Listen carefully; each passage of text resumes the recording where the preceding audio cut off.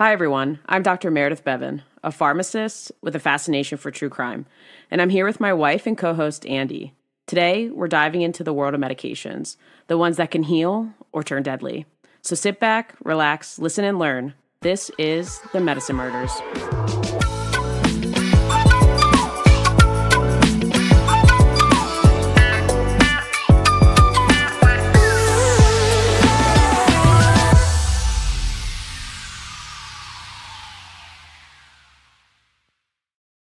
Okie dokie artichokes. I feel like I'm going to start everyone like that now. Mm-hmm. Okay.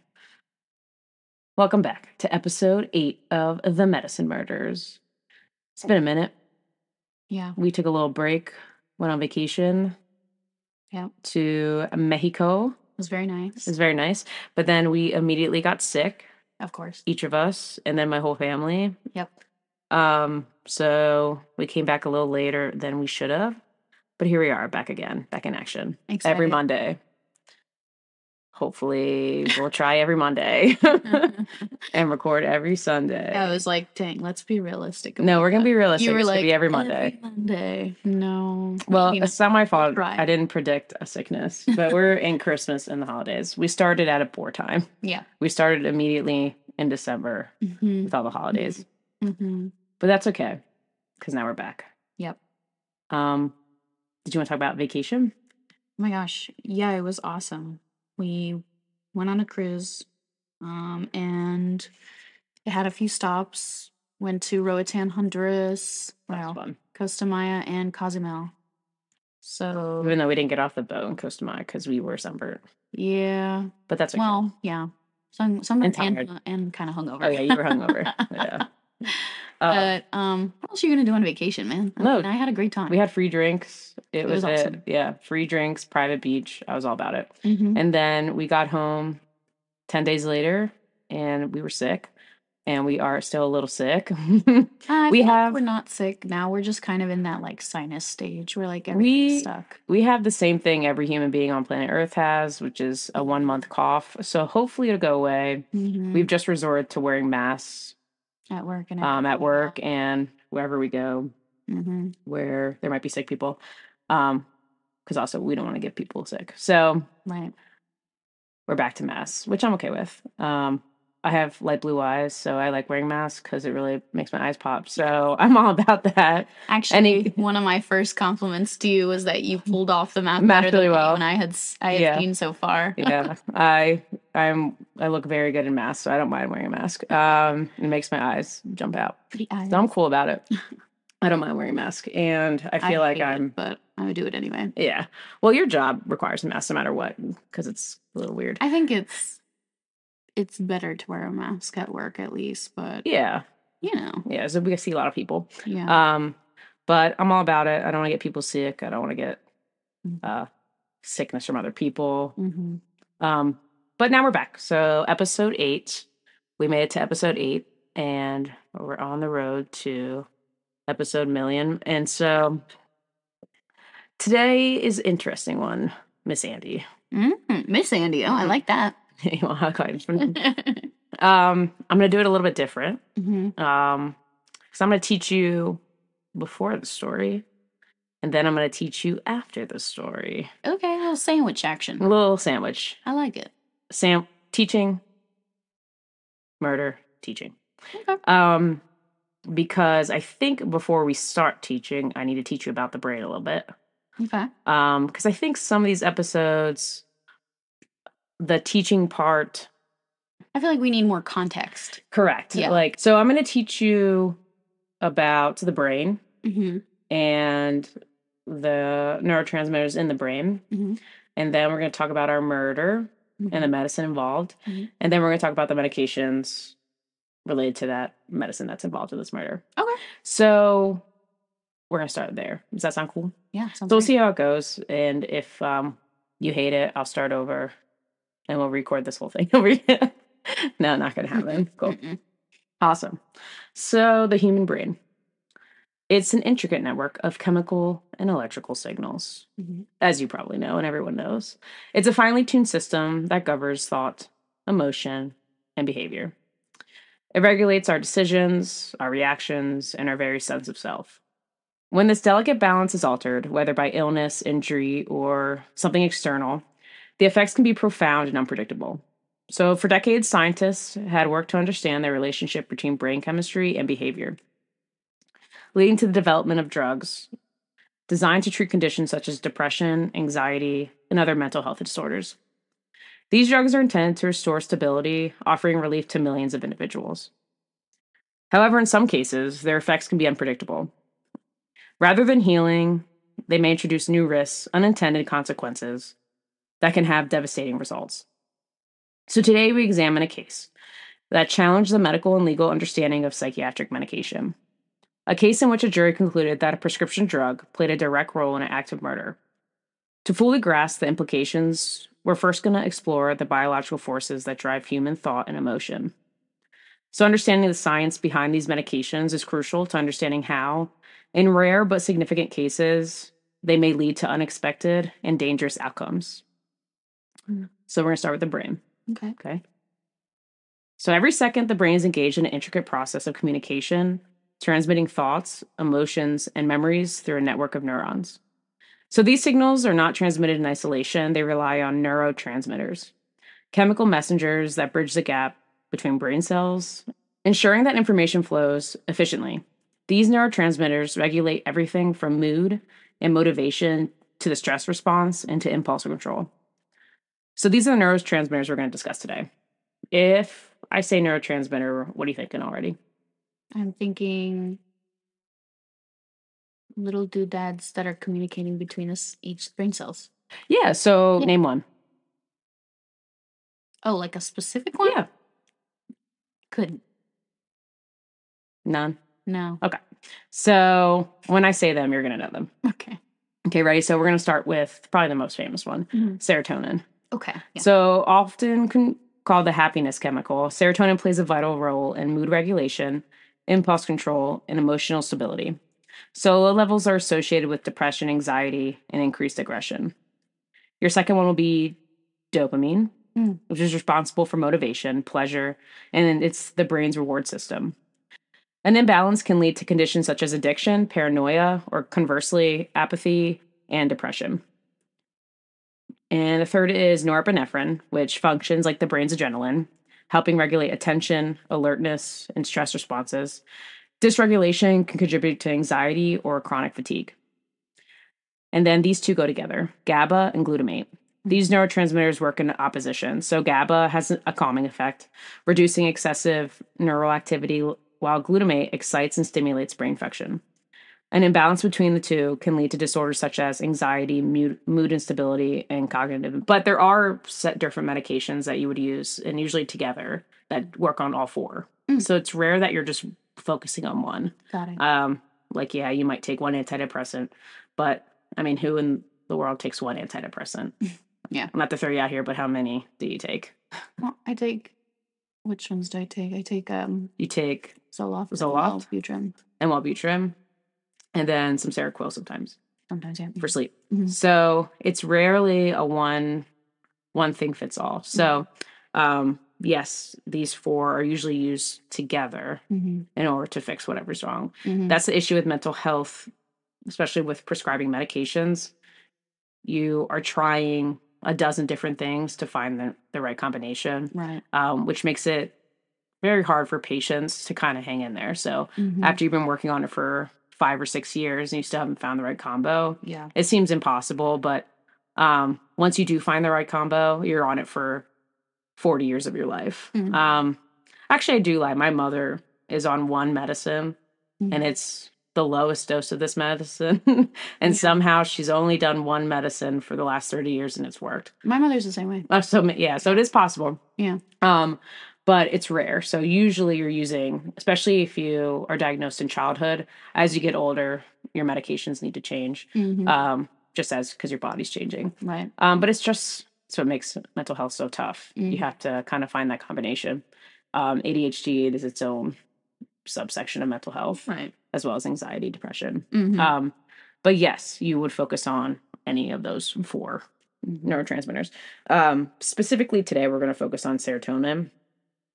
The medication that is in this murder is specifically a SSRI. Mhm. So specifically, we're going to focus on serotonin today. Okay. But that doesn't mean that the other three aren't important. Okay. So the brain has a delicate balance of these neurotransmitters and it influences every aspect of our behavior. So too much or too little of any one chemical can lead to profound changes in mood, cognition, and even personality. Mhm. To correct these imbalances, pharmacological treatments were developed, aiming to restore stability. However, altering brain chemistry is not without risk. Medications that regulate neurotransmitter levels can sometimes cause unintended effects, so leading to unexpected and, in rare cases, dangerous consequences. So, like I said, today we're going to talk about SSRIs, Mhm. which Zoloft is a part of. Mhm. So, in the 80s, this new class of antidepressants emerged. You got your SSRIs, or selective serotonin reuptake inhibitors. So they were considered a breakthrough, offering a safer and more targeted alternative to older antidepressants such as tricyclics or MAOIs, which had more severe side effects and higher toxicity risks. So SSRIs quickly became the first line treatment for depression and anxiety disorders. With widely recognized names such as Prozac, Zoloft, Lexapro, the name at the center of today's case, however, is paroxetine, better known as Paxil. Mm. So this is how how SART works, okay? So serotonin is released in the brain. It doesn't stay active indefinitely. Normally, after completing its role in transmitting a message between neurons, it is reabsorbed in a process known as reuptake. SSRIs block this reuptake process, leaving more serotonin available in the brain. The intended effect is increased mood stability and reduced symptoms of depression and anxiety. Mhm. For millions of people, SSRIs have been life changing, lifting the fog of depression and easing obsessive thoughts and helping restore emotional balance. But not everyone responds the same way. Some individuals report feeling emotionally blunted or disconnected, unable to experience highs or lows. Others experience restlessness, agitation, an increased sense of impulsivity. In rare cases, SSRIs have been linked to violent outbursts and behavioral shifts, so profound that they lead to acts of extreme aggression. So this brings us to our case, to 1998, to a quiet home in Wyoming, where a man was prescribed paroxetine for mild depression. And within 48 hours, he would commit a brutal, multiple homicide, an event that would spark one of the most controversial lawsuits in pharmaceutical history. I'm going to set the scene. Mm. Ready? Mhm. It's a whirlwind. Okay. Really sad. Mm. Sorry. No, I it's feel okay. like they're all sad. They are usually sad. Yes. This is So a I'm sorry about podcast about that kind of stuff. And education. Yep. So sunrise, on February 13th, 1998, in Gillette, Wyoming. A neighbor noticed that the lights inside Donald and Rita Schell's home were still on. The Shells were known for waking up early, but their house was silent. There were no signs of movement inside, no routine activity, and no response to the knocks at the door. Concerned, the neighbor approached the house and peered through a window. Inside, 4 bodies were visible. Blood had pooled across the carpet, stained the walls, and soaked into the furniture. A shotgun lay nearby. The neighbor immediately left to call the police. When officers arrived minutes later, they entered the home and confirmed what happened. Donald Schell had shot and killed his wife, his daughter, and his infant granddaughter before turning the gun on himself. Mm. The crime shocked the town of Gillette and later drew national attention due to its connection to a widely prescribed antidepressant. Donald Schell was a 60-year-old man who had spent most of his life working in Wyoming's oil industry. He lived with his wife, Rita Schell, 55, in their longtime home in Gillette. Their daughter, Deborah, 31, had recently moved back into the family home with their 10-month-old daughter, Alyssa. Deborah had spent time living elsewhere, but had returned to be closer to her family while caring for her infant. According to friends and family, the Shells were close and well liked in the community. There were no known reports of domestic violence, financial distress, or interpersonal conflict that might have indicated the potential for such an event. Donald Schell had no history of violent behavior. When investigators surveyed the crime scene, they found no sign of forced entry, struggle, or external involvement. There was no suicide note or message left behind. The circumstances of the murder-suicide raised immediate questions among those who knew the family. So Donald Schell had a long history of periodic depression that had followed a pattern of reoccurrence every few years. His depressive episodes were not known to involve aggression or violence, and his previous struggles with mental health had not resulted in psychiatric hospitalization or legal issues. In early 1998, family members noticed that Donald had become withdrawn. His appetite had decreased, his sleep patterns were disturbed, and he seemed disengaged from family activities. Rita Schell encouraged him to seek medical attention. So Donald was prescribed various antidepressants over the years, but they had provided little relief from symptoms. In an effort to find a more effective treatment, his physician prescribed Paroxetine, an SSRI commonly sold under the brand name of Paxil. This was a new prescription for Donald, and he took his very first dose on February 11th, 1998. And within 48 hours, he was dead, along with his 3 members of his family. I'm just going to go through the events of the day. Okay. So police determined that the murders occurred between 2 and 3 a.m. on the morning of February 13th, 1998. The forensic investigation established a sequence of events based on the positions of the bodies and the weapons recovered at the scene. Donald Schell retrieved a .22 caliber pistol and walked into the bedroom where his daughter, Deborah, and his granddaughter, Alyssa, were sleeping. He shot both of them in the head, killing them instantly. Donald then entered the master bedroom where Rita Schell was in bed. He shot her, causing fatal injuries. After killing his wife, daughter, and granddaughter, Donald retrieved a 12-gauge shotgun and positioned the barrel against his forehead and pulled the trigger. By the time the sun rose that morning, all 4 people were dead. The Gillette Police Department conducted a full investigation of the crime scene and interviewed surviving family members and acquaintances of Donald Schell. They found no external factors that could have contributed to the murder-suicide. There was no history of domestic violence, there was no financial strain, no legal trouble, nothing that could provide an alternative explanation for Donald's actions. His brother, Tony Schell, was among the first to raise concerns about the possible role of paroxetine, or Paxil, in the tragedy. Tony and other family members noted that Donald had only started taking Paxil 2 days before the murders and had never displayed violent tendencies before.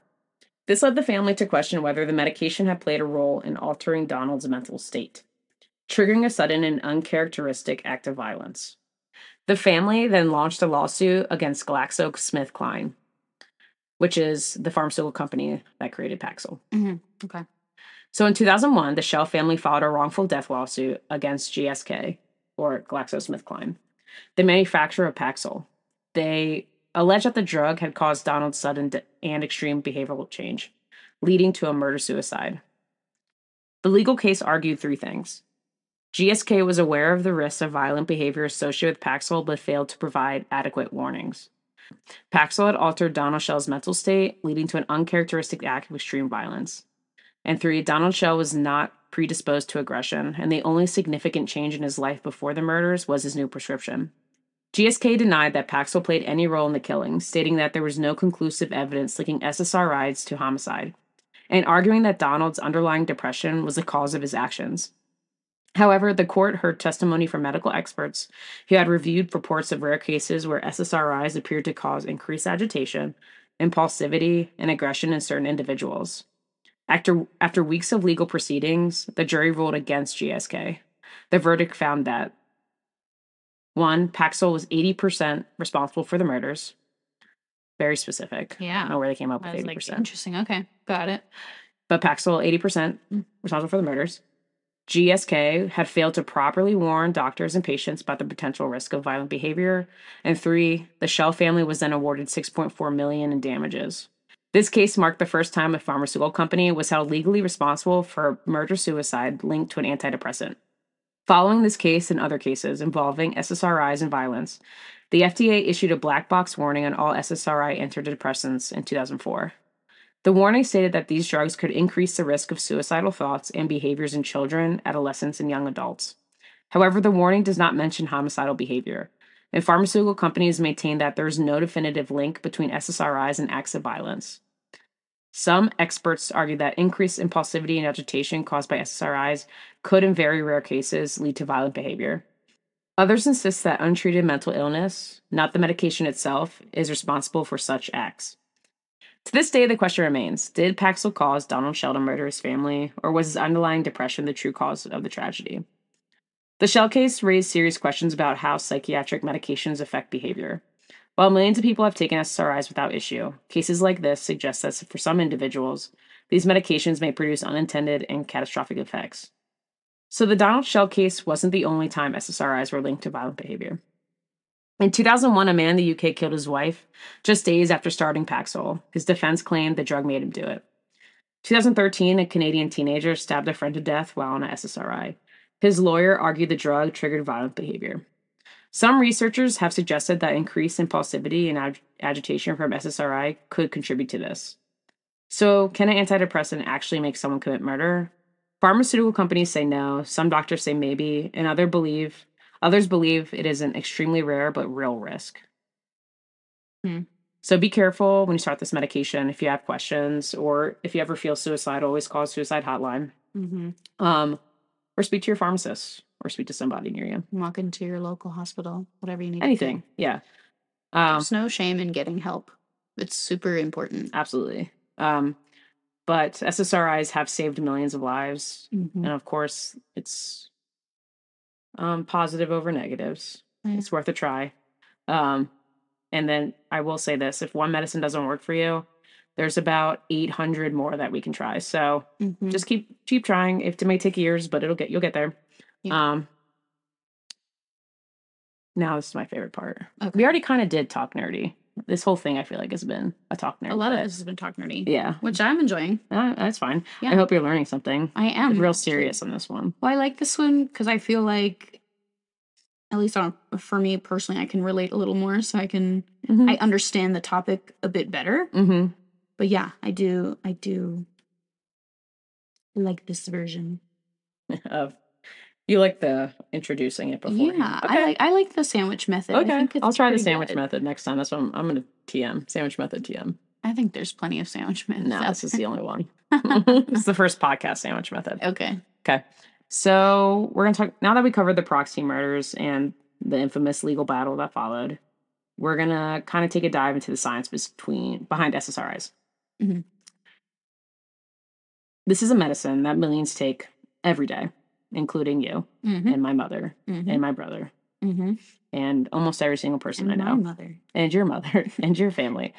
Everyone listening to this knows someone that takes, if not an SSRI, something to do with mental health. Yeah. You know someone. Yeah. It's just the world we live in today. It's kind of scary.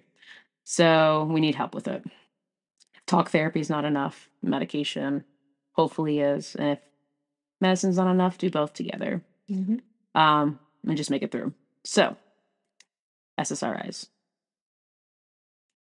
Before the introduction of SSRIs, treating depression was a kind of a trial and error process, which it still is, but with much more limited options.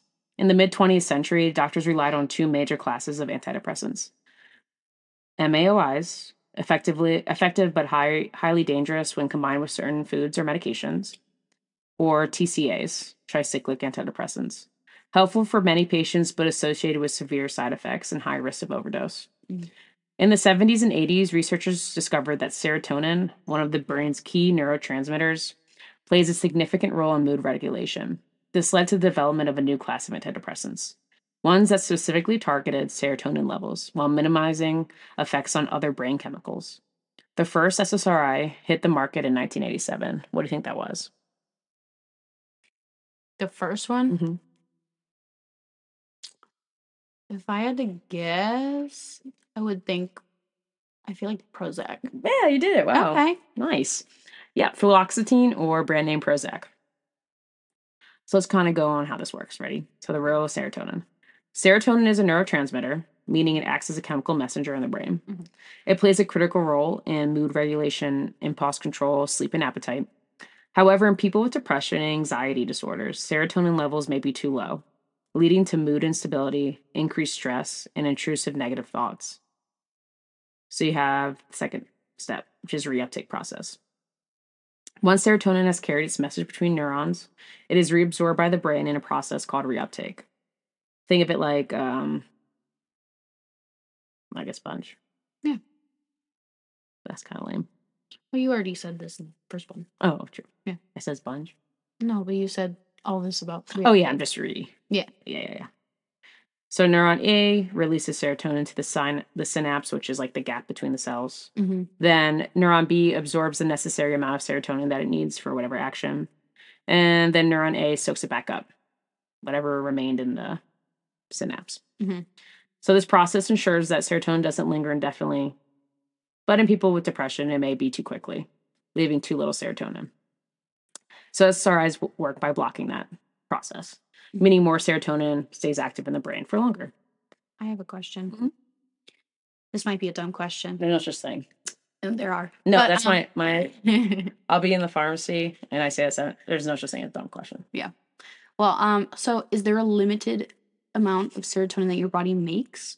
Is that why, like, when it reabsorbs, because we're reusing it? Or in the sense that, like, so there's only a limited amount? Oh, no. I mean, your body's making it. Because once it's used, it's used.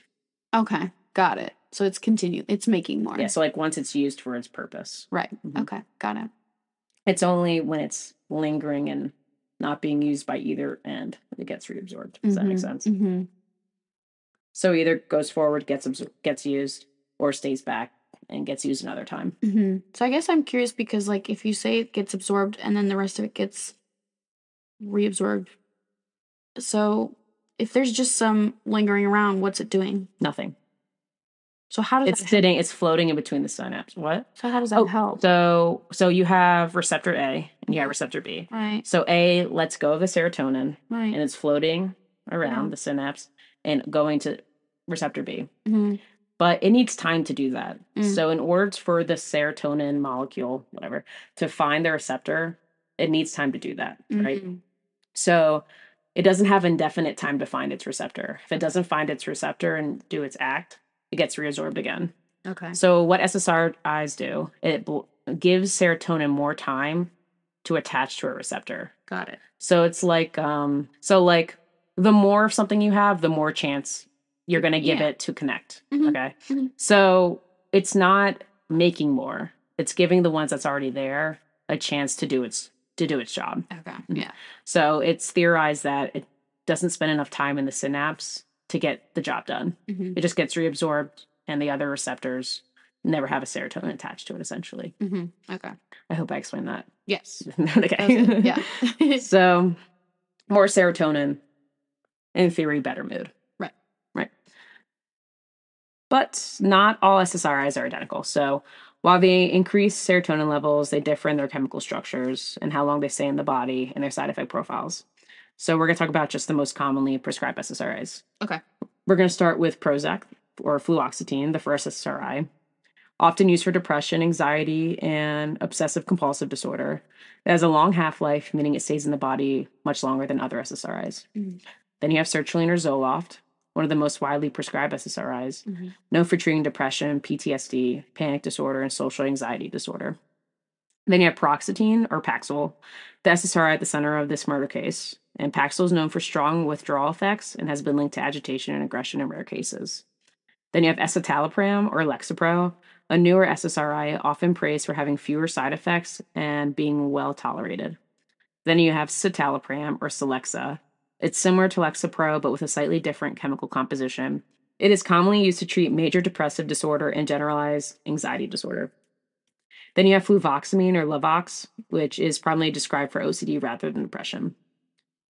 So for millions of people, SSRIs are life-changing. They help reduce symptoms of depression and anxiety. They have fewer side effects than your old ones like TSA. Nope. They have fewer side effects than older antidepressants like TCAs and MAOIs. They're generally safe for long-term use. And they're prescribed to treat a wide range of disorders, like major depressive disorder, generalized anxiety disorder, OCD, PTSD, and panic disorder. For some, these medications provide stability, clarity, and emotional balance. For others, the effects may be not so positive. Doesn't mean they're not worth a try. If you think you need it, you need it. Don't let anyone tell you otherwise. I'm sorry, my nose is so itchy. So what are the main side effects of SSRIs? Most mild side effects, usually, the first few weeks include nausea, dizziness, drowsiness, weight gain or weight loss, emotional blunting. Some SSRI users report feeling emotionally numb. While the drug reduced negative emotions, they sometimes dull positive emotions as well, leading to feelings of detachment. You also have one of the most frustrating side effects, which is usually sexual dysfunction, loss of libido, difficulty reaching orgasm, or erectile dysfunction. For some, these effects go away after stopping the medicine, but for others, the changes can be long-term. And you have the black box warning of suicide risk in young adults. In 2004, the FDA issued a black box warning, the most serious warning a drug can carry, because studies showed that SSRIs could increase the risk of suicidal thoughts, particularly in teenagers and in young adults under 25. This doesn't mean that all SSRIs cause suicidal thoughts. However, in some cases, the increase in serotonin can lead to agitation and impulsivity, which may result in self-harm or suicidal behavior. Mm-hmm. So SSRIs have transformed mental health treatment, helping millions. The Schell case and others like it force us to ask difficult questions about medications and how they affect the human behavior and brain. And sometimes the consequences are devastating. Any questions, Andy? Did you like my sandwich technique? I think I'm going to do it next time, too. I did like the sandwich technique. I did like that. I think that is much more helpful for me. Did you feel like you learned more? I think it's helpful because sometimes I feel like I go into it with no context. So there's nothing I can really can't bounce things off of because I don't have the context available. But no, that was definitely better. Also, yeah, I think I don't have any questions per se. I guess I just have observation. It can definitely take a while to find the right combination of medicine. Mm-hmm. I feel like I'm in a decent combination. Mm-hmm. I don't think it's the best, but it's definitely not the worst. Mm-hmm. And I feel pretty good on these ones, so I've just left them so far. Mm-hmm. But I think it's hard because we also can't. And I know why some people refuse to take medicine and stuff like that. But at the same time, I always tell people, I'm like, we're not always going to be in a great mood. That's just life too. Mm-hmm. But I will say, I think that antidepressants definitely can help and can definitely improve quality of life, I feel like. That's at least what it was for me. I feel like a lot of times, and it's always linked to so many different things, that's the thing, is everybody's got something that might be triggering this, issue. Yeah. But I do think the benefits outweigh the risks, but that's obviously, it's a personal choice everybody has to make. Absolutely. And I think at least knowing my family history was really helpful. I urge everyone to talk about it with your family if you want to seek it out, because maybe they've had experiences with certain medications that didn't work for them already and whatnot. That can definitely help tell you what, would work for you, what doesn't. There's a lot of science behind if it worked for your mom or your dad. Odds are it'll work for you too. You have the same brain chemistry as them. Exactly. Genetics plays a huge role in mental health. Absolutely. But it's all about talking. So yes. If you're having issues, you're having problems, you gotta talk to somebody. Reach out to someone. I would definitely, reach out if you need help. Reach out even if you're unsure. Mm-hmm. You don't have to start medicine. You start therapy. That's not about I'm a pharmacist. That's all. You don't have to use medicine to get it all fixed. Yep. When it comes to mental health and the stigma behind mental health, it's all made up. Mm-hmm. If you need it, you need it. It's an illness, like any other illness. Yep, Andy, we know you're diabetic. It's not a choice to use insulin. You have to. You die. Same thing with mental health. Mm-hmm. You need help with your serotonin. They were going to give you that. Mm-hmm. You guys use it doesn't. You don't have to tell anyone. No one has to know that you're on it. It's completely a private thing. I just say, it's your business, and it's also your brain. But in my opinion, wouldn't you want to do what's best for your brain? Absolutely. So that's just my 2 cents. Yeah. But this was a really good episode. I enjoyed it. I thought it'd be important because we live in right now is a little tough with what's going on in the world and with our government. Can I say something that I've been talking to my clients about and telling them? Yeah. I'd like to say to everyone that I know it can be really easy to get scared and to want to check out. And that's kind of the goal, right? So I'd say right now, our best bet is to find the things that are the subjects, the topics, policies, laws that are really important to you personally, that you want to get educated on, do that. Educate everybody else, and let's do our best to keep level-headed and to remember that you can say no, and you can fight back. 100%. You can fight back in your own ways, in whatever way that looks like. And we have to stop allowing people who are too comfortable get away with saying things because they think that we're comfortable with it if we're not.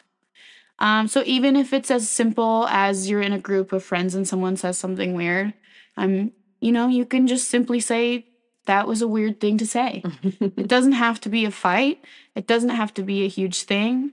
But I think we have to stop allowing people to make us feel like we have to just go along with whatever their opinion is, because we don't. And I choose to see the humanity in all of us.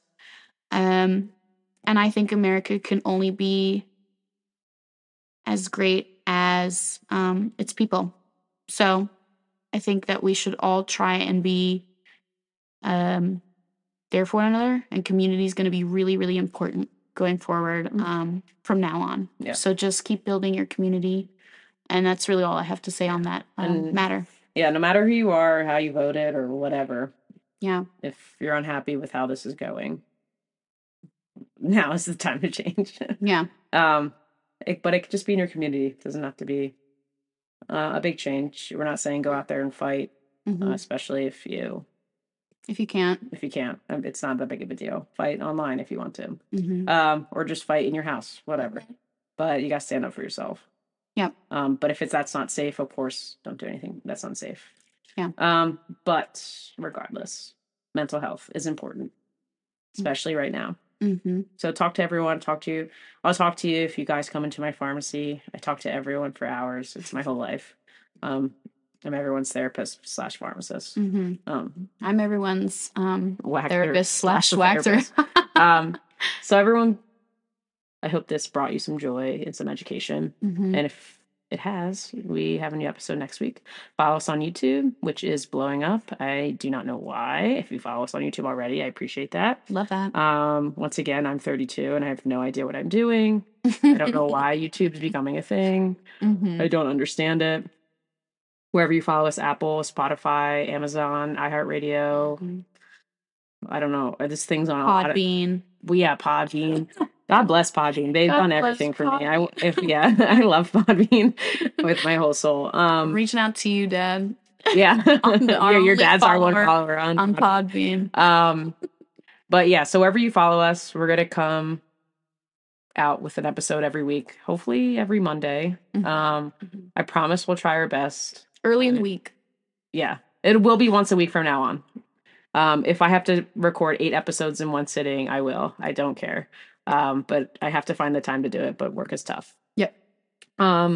Be safe, and just remember, everyone, you don't need a prescription for murder. Dun, dun, dun. Dun, dun, dun. I have a question. Yes. When are we going to come out with merch that says you don't need a prescription for murder? How many YouTube followers do we need? Ask the people. No, I'm asking you. How many YouTube followers? Ask the people if they want it. Hey, people, do you guys want YouTube? I'm sorry. Do you guys want merch for the Medicine Murders? And also, if you did, what would you want it to say? I was thinking, don't need a prescription for murder. We could also do dun dun dun. Dun dun dun. How would you write that? The Medicine Murders. Dun dun dun dot dot dot. With the little dash. The Medicine Murders. Oh, like a quote. Or Meredith and Andy. Yeah. Quote. Dun dun dun. Yeah. Medicine Murders. Okay. Yeah. No, I feel you. I'll let you. I feel like that would be fun. I'm not gonna work. I'm gonna work on stickers. Designing stuff. You don't have to design stickers. Anything. Yeah. So I can put in places and people can be like a QR code sticker. I think we should have a QR code. I know, it's smart. Yeah. So when we go on cruises, because all we do is go on cruises. So if you see us on a cruise, say what's up. Say hi. You know what my dream is? What? I want to be somewhere one day and then someone hear our voice and be like, what? Meredith Andy? Medicine Murders? And I'm like, that's us.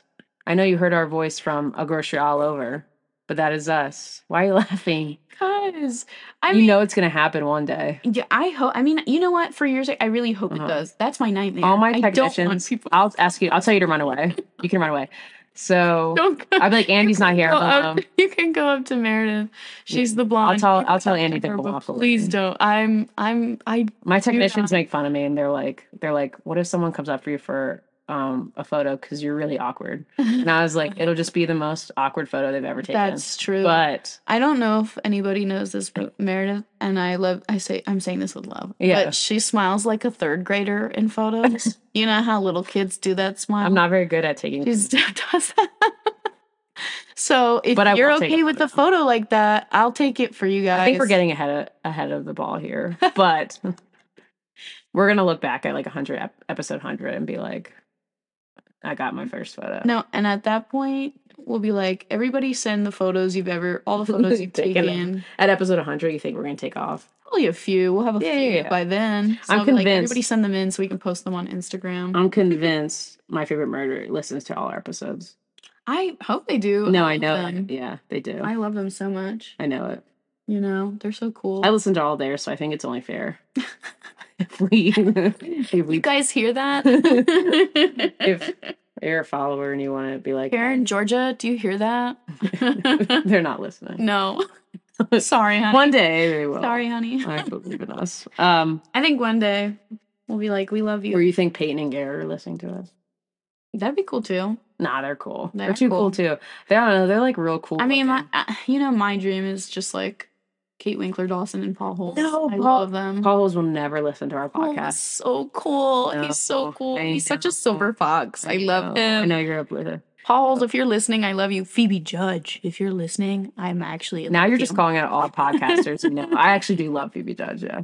I think you guys know, Meredith looks like Phoebe Judge. I know. We've talked about it. As you guys know, we're obsessed with podcasts. Yeah. Because that's why I started a podcast, because I ran out of podcasts. Mm-hmm. We didn't even mention. So maybe I'll mention next episode. So Andy discovered our podcast, and I never brought this up. So before our last episode, Andy never listened to our podcast. I just think it'd be weird to listen to myself. I don't like my own voice. Even though I explained to her that it's really easy to like dissociate and realize it's not you. Mm-hmm. But so she was doing something, cleaning a room or something, and I was like playing on my computer, and like 30 minutes comes by with our episode 7, and she turns to me and she goes, "Wow, it's really good. It's actually really good, Meredith. I'm gonna have to listen to the other 6." And I literally stopped what I was doing and was like, "What the hell are you talking about? You've never listened to an episode? Like, thank you for thinking it's good, I guess. If that's at least you have a positive like reaction to our episode. I thank you so much that you think it's good. I appreciate that. I think I ran and told my mom because I couldn't believe what was going on. But yeah, so if you guys are wondering, Andy likes it. I do. Yeah, it's a great podcast. All right, this has gone on. We already did our dun-dun-dun. Now we got to do it again. And just remember, you don't need a prescription for murder. Dun, dun, dun. Okay, it's done now. Bye.